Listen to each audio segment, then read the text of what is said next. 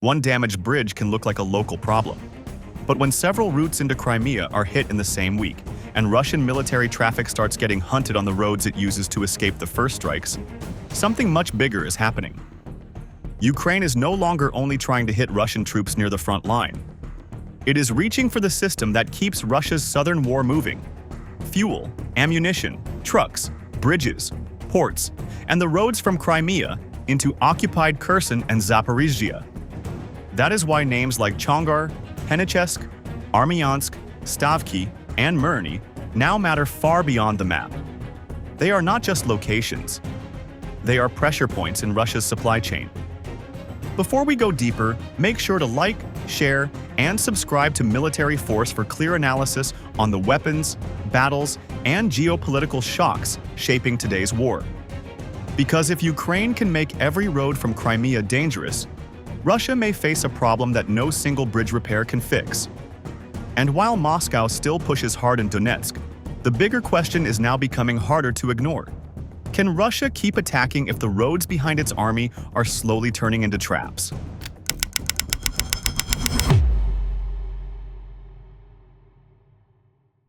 Crimea is not only an occupied peninsula. For Russia, it is also a transport base that helps feed the war in southern Ukraine. From Crimea, fuel can move north toward occupied Kherson. Ammunition can be pushed toward Zaporizhzhia. Military trucks, repair teams, spare parts, and replacement units can all use the same network of bridges and roads to keep Russian forces moving. That is why the recent strikes near the northern edge of Crimea matter far beyond the damage to one road or one crossing.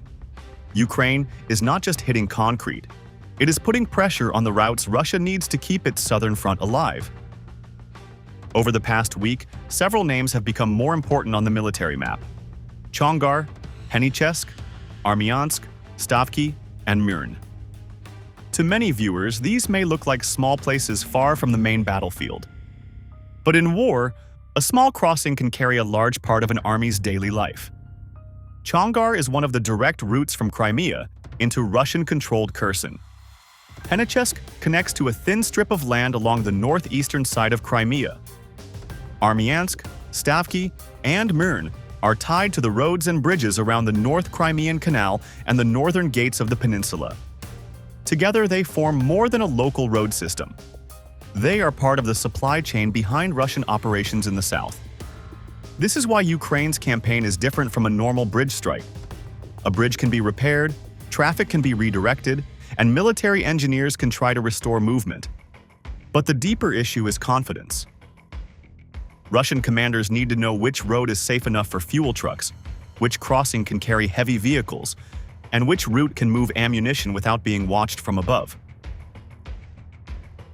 Once several crossings are hit in a short period, that confidence begins to break down. A convoy can still move, but every kilometer becomes a decision. Every stop becomes a risk. Every detour can expose a new pattern. Imagine a Russian fuel truck leaving Crimea before sunrise. On paper, its mission is simple. It needs to cross north, reach a transfer point, and help supply units closer to the front. The driver may not see anything unusual. The road may look empty. The bridge may still be open. But above the route, a Ukrainian reconnaissance drone may already be watching the movement. It does not need to strike immediately. It can observe where the vehicle turns, where it slows down, and whether more trucks are following behind. In modern war, the first dangerous moment is not always the explosion. Sometimes it is the moment a vehicle becomes visible in the system. That is the real military pressure Ukraine is trying to create. If one crossing is damaged, Russia can shift traffic to another route. But the new route may become more crowded, more predictable, and easier to study. More vehicles on fewer roads means more patterns for Ukrainian drones to read. Fuel trucks may travel in smaller groups. Ammunition vehicles may move at night. Escort vehicles may be added. Yet all of that also slows the operation and forces Russia to spend more resources just to move what used to move more freely. The easiest way to understand this is not to think of these bridges as isolated targets. Think of them as valves in a large military pipeline. If one valve is damaged, pressure shifts elsewhere.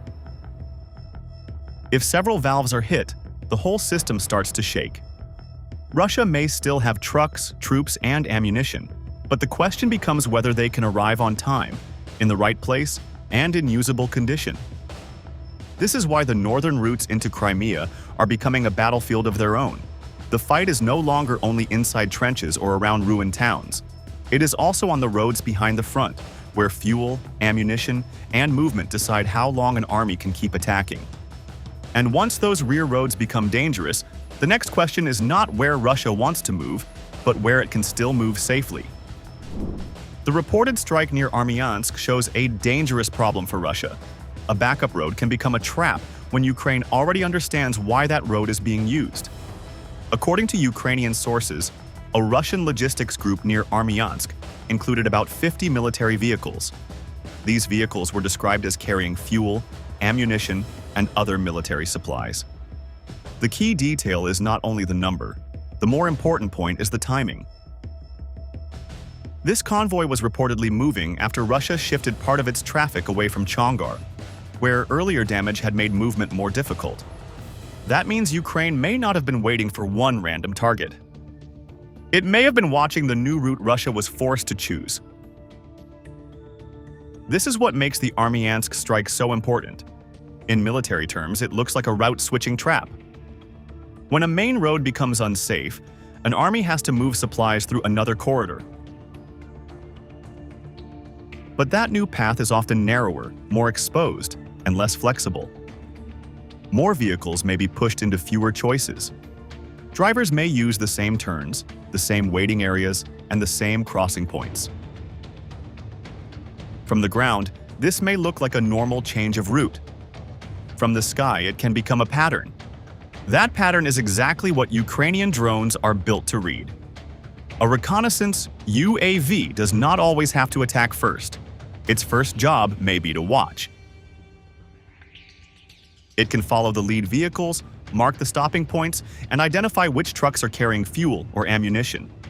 It can also see where the convoy slows down, where it bunches together, and where escort vehicles are placed. Once that picture is clear, Ukraine can decide whether to send FPV drones, medium-range strike drones, or other weapons toward the most valuable part of the group. This matters because not every vehicle in a convoy has the same value. A troop carrier is important, but a fuel truck can affect many units at once. A supply vehicle can be replaced, but an ammunition truck hit in the wrong place can block a road and create a much larger danger. If fuel catches fire, nearby drivers may be forced to stop or turn around. If shells or rockets begin to explode, the road may stay closed for hours. In that moment, the strike is no longer only about destroying one truck. It becomes a way to freeze movement. For Russian commanders, that creates a deeper problem than the loss of equipment.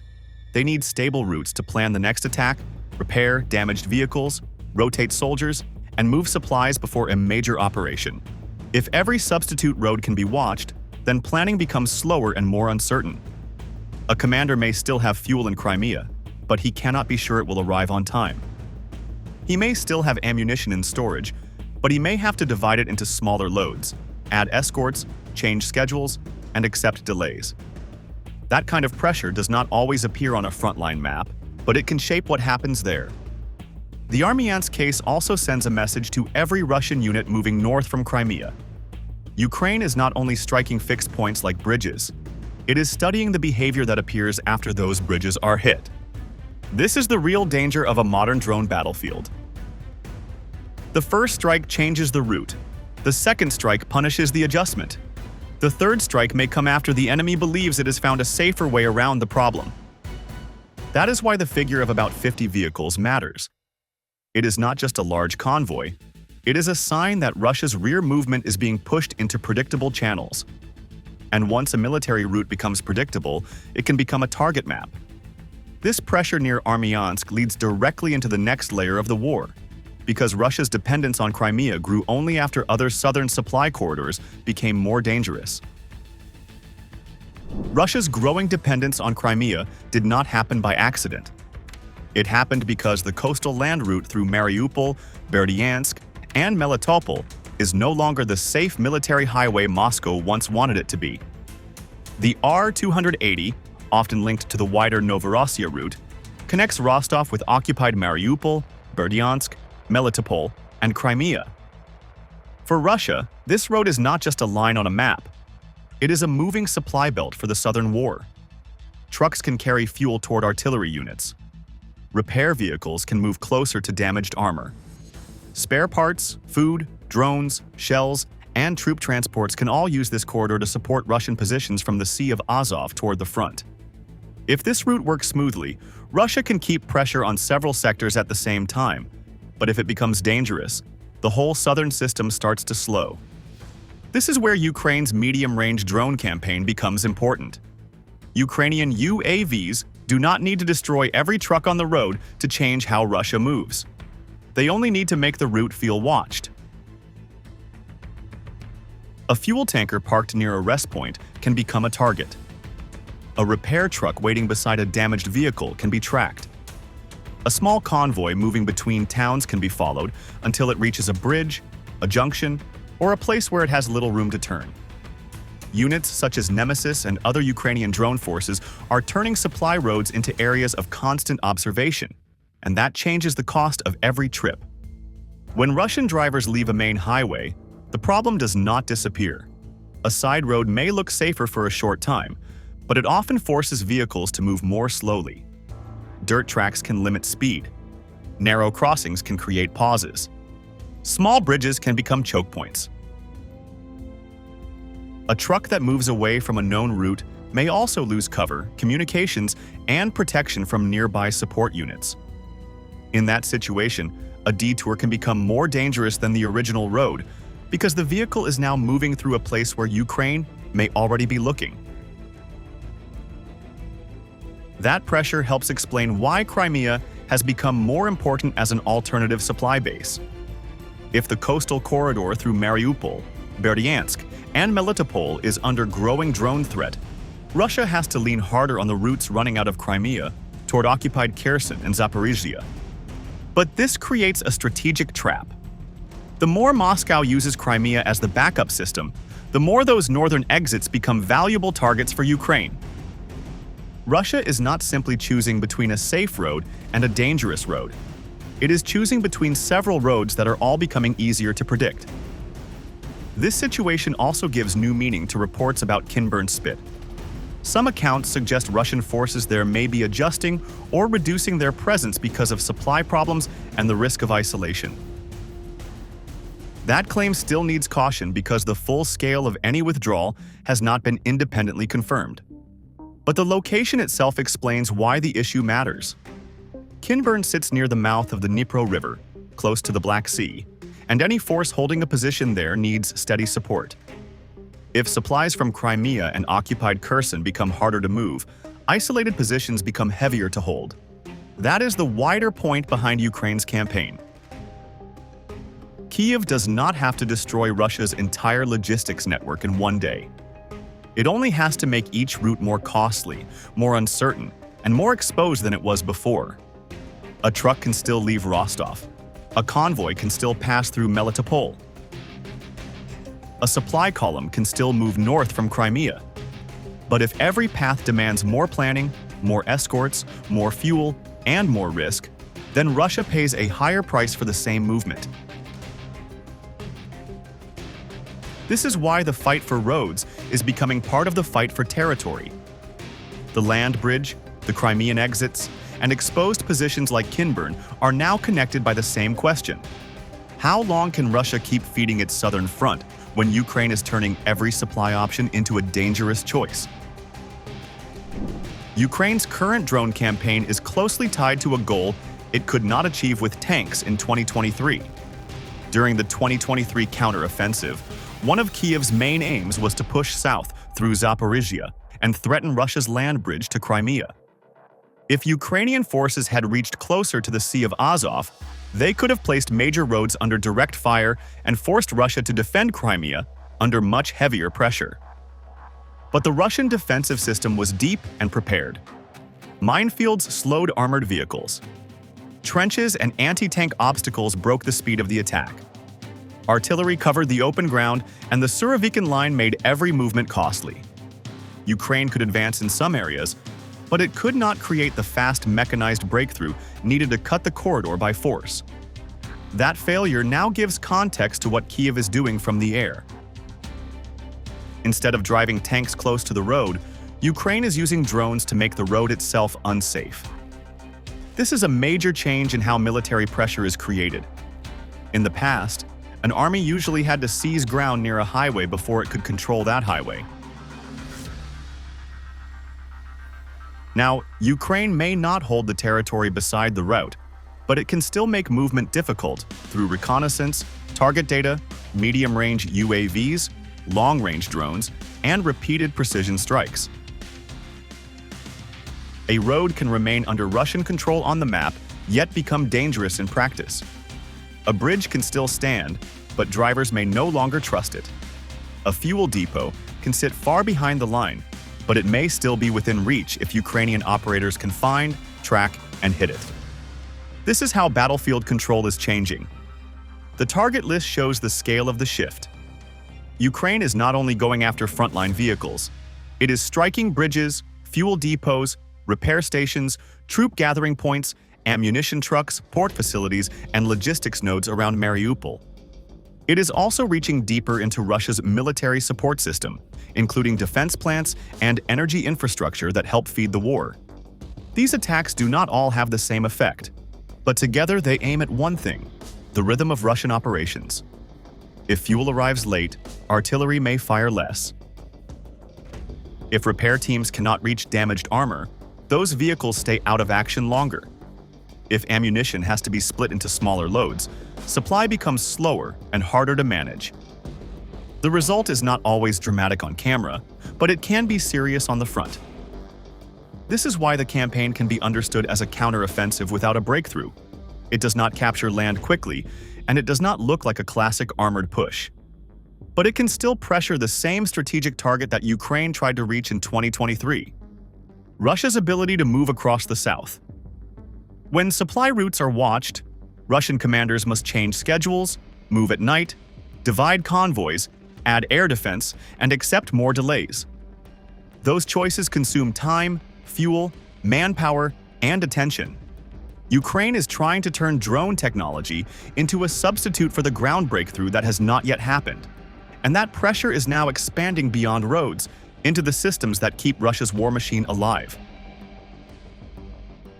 Ukraine's pressure campaign is now moving beyond roads because the target is becoming the whole system that keeps Russia's war running. Bridges and trucks are only the visible layer. Behind them are factories, fuel networks, repair sites, ports, storage areas, and energy facilities that help Russia turn resources into military power. When Ukraine strikes a defense plant, the aim is not only to damage a building. It may slow the production of parts, electronics, or equipment used by Russian weapons. When a refinery or pumping station is hit, the effect can move through the fuel chain. When a port or maintenance point is disrupted, damaged vehicles and military cargo may take longer to return to service. This is why the campaign matters at a strategic level. It is not one strike against one convoy. It is pressure against the connections between production, storage, movement, and combat. That pressure is also starting to touch Crimea in a more visible way. Some reports suggest that fuel limits have appeared on the peninsula, and people have begun lining up at gas stations or buying basic goods because they fear supply problems. This must be described carefully. Crimea has not been fully cut off, and Russia still has ways to move cargo through different routes. But the social signs are important. When civilians start to feel shortages, the war is no longer only a military issue hidden behind bases and checkpoints. It begins to affect daily life, public confidence, and the way people judge the stability of Russian control. For Moscow, that is sensitive, because Crimea has been presented for years as secure, protected, and permanently tied to Russia's system. Still, this does not mean Russia's front line is collapsing. While Ukraine is hitting the rear, Russian forces continue to attack in Donetsk. The area around Konstantinivka remains one of the most serious pressure points.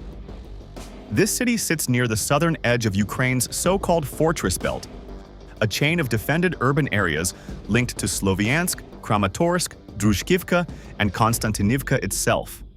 These towns are not just names on a map. They form a defensive region that Ukraine has relied on for years to slow Russian advances in eastern Ukraine. If Russia can push deeper around this zone, it could threaten roads, artillery positions, logistic sites, and the wider defense of the Donetsk region. This is why the situation must be read with balance. Russia can be hurt in the rear and still remain dangerous at the front.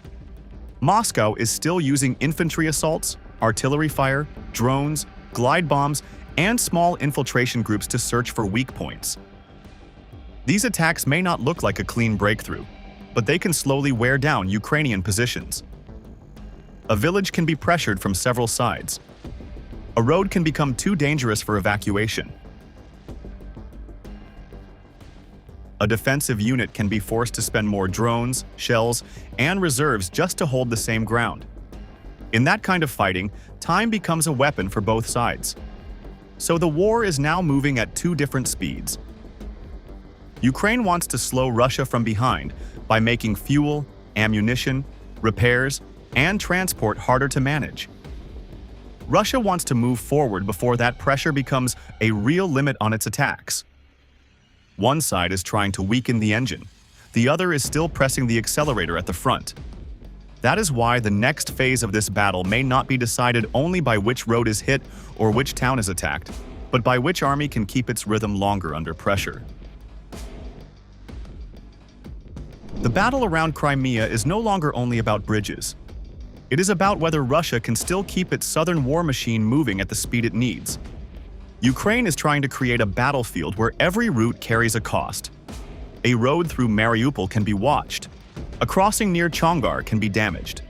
A backup path through Armyansk can suddenly become exposed. In this kind of war, a supply truck is not just a vehicle. It is fuel for artillery, time for commanders, and support for soldiers waiting near the front. But Russia is not standing still. Donetsk remains under heavy pressure, and Konstantinivka is still one of the places where Moscow wants to turn slow attacks into a larger gain. That is why this phase of the war is so dangerous. Ukraine is trying to weaken Russia from the rear, while Russia is still trying to push forward on the ground. So the real question is not whether one bridge can be repaired. The real question is whether Russia can keep feeding its attacks while its supply lines are being pulled into Ukraine's drone war. If you want more clear analysis on weapons, battles, and the geopolitical shocks shaping today's war, make sure to like, share, and subscribe to Military Force.